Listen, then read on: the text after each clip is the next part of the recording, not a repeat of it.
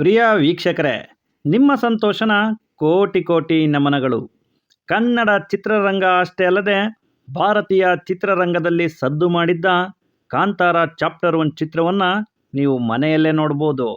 Amazon ಪ್ರೈಮ್ನಲ್ಲಿ October 31ರಿಂದ ಪ್ರಸಾರವಾಗ್ತಿದೆ. ಈ ಚಿತ್ರವನ್ನು ಒಂಬಾಳೆ ಪ್ರೊಡಕ್ಷನ್ ಅವರು ನಿರ್ಮಾಣ ಮಾಡಿದ್ದಾರೆ ಸ್ನೇಹಿತರೆ.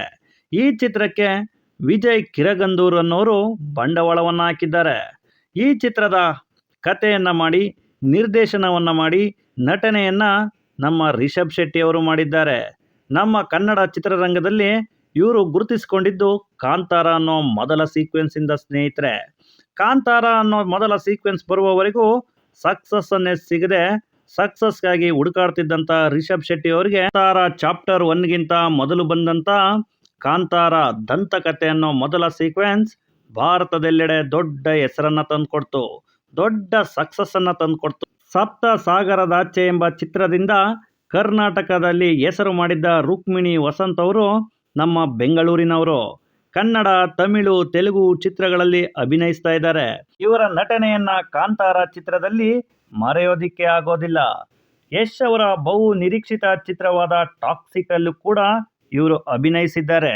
ಕಾಂತಾರ ಚಿತ್ರದ ಕನಕವತಿ ಪಾತ್ರ ಎಲ್ಲರ ಮನಸ್ಸಲ್ಲಿ ಹೊಕ್ಕು ಬಿಡುತ್ತೆ ಸ್ನೇಹಿತರೆ. ಈ ಚಿತ್ರದಿಂದ ಹೊರಗಡೆ ಬಂದ ನಂತರನೂ ಕನಕವತಿ ಪಾತ್ರವನ್ನು ಮರೆಯೋದಿಕ್ಕೆ ಸಾಧ್ಯನೇ ಇಲ್ಲ.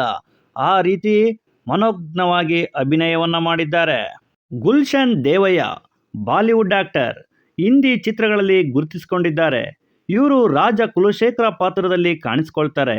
ಇವರ ಅಭಿನಯವನ್ನು ಅದ್ಭುತವಾಗಿ ಮಾಡಿದ್ದಾರೆ. ನೈಜತೆಗೆ ತುಂಬ ಹತ್ತಿರವಾಗಿದೆ ಅಂತ ಹೇಳ್ಬೋದು. ಇವರು ಜಯರಾಮ್ ಸುಬ್ರಹ್ಮಣ್ಯಂ ಮಲಯಾಳಂ ಚಿತ್ರದಲ್ಲಿ ಗುರುತಿಸಿಕೊಂಡವರು.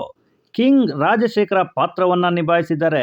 ಚಿತ್ರದಲ್ಲಿ ಪ್ರಮುಖ ಪಾತ್ರವನ್ನ ಮಾಡಿದ್ದಾರೆ. ನಮ್ಮ ಕುಂದಾಪುರದ ರಿಷಬ್ ಶೆಟ್ಟಿ ಅವರನ್ನ ಕನ್ನಡ ಚಿತ್ರರಂಗದಲ್ಲಿ ಸಕಲ ಕಲಾ ವಲ್ಲಭ ಅಂತ ಹೇಳಿದ್ರೆ ತಪ್ಪಾಗ್ಲಾರ್ದು. ಕನ್ನಡ ಚಿತ್ರರಂಗದಲ್ಲಿ ನಿರ್ದೇಶನವನ್ನ ಮಾಡ್ತಾರೆ, ಕಥೆಯನ್ನ ಬರೀತಾರೆ, ನಟನೆಯನ್ನ ಮಾಡ್ತಾರೆ, ಚಿತ್ರಗಳನ್ನ ನಿರ್ಮಾಣ ಕೂಡ ಮಾಡ್ತಾ ಬರ್ತಾ ಇದ್ದಾರೆ ಸ್ನೇಹಿತರೆ. ಇವರಿಗೆ ಸಕ್ಸಸ್ ಅಂತ ಸಿಕ್ಕಿದ್ದು ಕಾಂತಾರ ಚಾಪ್ಟರ್ 1 ರಿಲೀಸ್ ಆಗ್ಲಿಕ್ಕಿಂತ ಮುಂಚೆ ಬಂದಂತ ಕಾಂತಾರ ಅನ್ನೋ ದಂತಕಥೆ ಅನ್ನೋ ಚಿತ್ರದಿಂದ. ಲೀಡ್ ರೋಲ್ ಅಲ್ಲಿ ಅಭಿನಯಿಸಿದ್ದ ಇವರಿಗೆ ರಾಷ್ಟ್ರ ಪ್ರಶಸ್ತಿ ಕೂಡ ಸಿಗುತ್ತೆ. ಈ ಚಿತ್ರದಲ್ಲಿ ಅದ್ಭುತವಾದ ಅಭಿನಯವನ್ನ ಮಾಡಿದ್ದಾರೆ. ಇದು ನಟನೆ ಅನ್ನೋದಕ್ಕಿಂತ ದೈವ ದರ್ಶನ ಅಂತ ಹೇಳ್ಬೋದು ಸ್ನೇಹಿತರೆ. ಈ ಚಿತ್ರದಲ್ಲಿ VFX ಎಡಿಟಿಂಗ್ ಮಾಡಿದ್ದಾರೆ. ಒಳ್ಳೆಯ ಎಡಿಟಿಂಗ್ ಮೂಲಕ ಚಿತ್ರದಲ್ಲಿ ನೈಜತೆಯನ್ನು ತೋರಿಸಲಿಕ್ಕೆ ಪ್ರಯತ್ನವನ್ನು ಪಟ್ಟಿದ್ದಾರೆ. ತುಂಬ ನೈಜತೆಗೆ ಹತ್ತಿರವಾಗಿದೆ ಸ್ನೇಹಿತರೆ. ಹಾಗೂ ಈ ಚಿತ್ರದ ಹಾಡುಗಳು ಕೂಡ ಅದ್ಭುತವಾಗಿದೆ.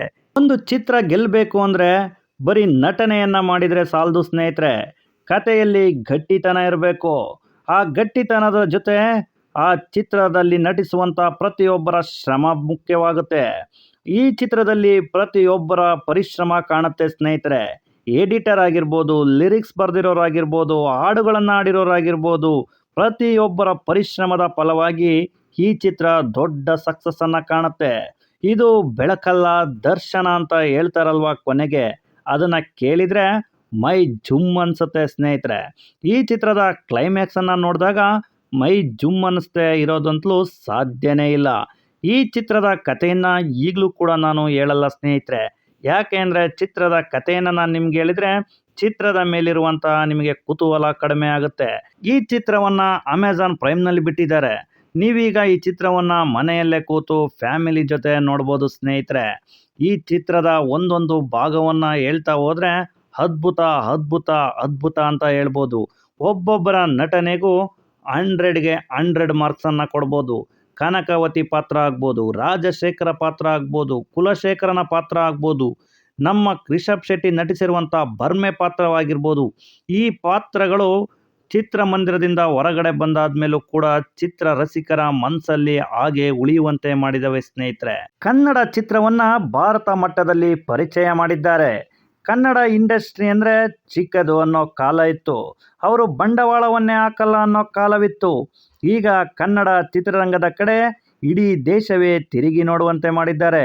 ಇದಕ್ಕೆ ಕಾರಣ ಚಿತ್ರದ ಕತೆ, ನಮ್ಮ ಮಣ್ಣಿನ ನೆಲದ ಕತೆ, ದೈವದ ಕತೆ, ಈ ಚಿತ್ರಕ್ಕೆ ದೈವದ ಆಶೀರ್ವಾದ ಇದೆ.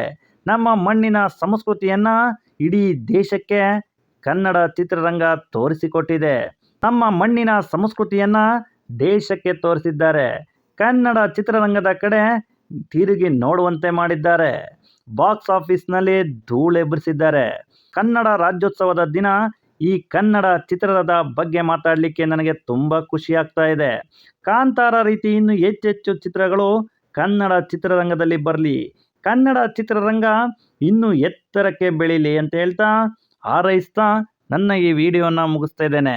ಯಾರೆಲ್ಲ ಇದುವರೆಗೂ ಸಬ್ಸ್ಕ್ರೈಬ್ ಮಾಡ್ಕೊಂಡಿಲ್ಲ ತಪ್ಪದೆ ಸಬ್ಸ್ಕ್ರೈಬ್ ಮಾಡಿ, ಪಕ್ಕದಲ್ಲೇ ಇರೋ ಬೆಲ್ ಐಕಾನ್ನ ಕ್ಲಿಕ್ ಮಾಡಿ. ನೀವು ಸಬ್ಸ್ಕ್ರೈಬ್ ಮಾಡೋದ್ರಿಂದಲೇ ಹೆಚ್ಚೆಚ್ಚು ವಿಡಿಯೋಗಳನ್ನ ಮಾಡಲಿಕ್ಕೆ ಸ್ಫೂರ್ತಿಯಾಗುತ್ತೆ ಸ್ನೇಹಿತರೆ. ಬಾಯ್ ಬಾಯ್.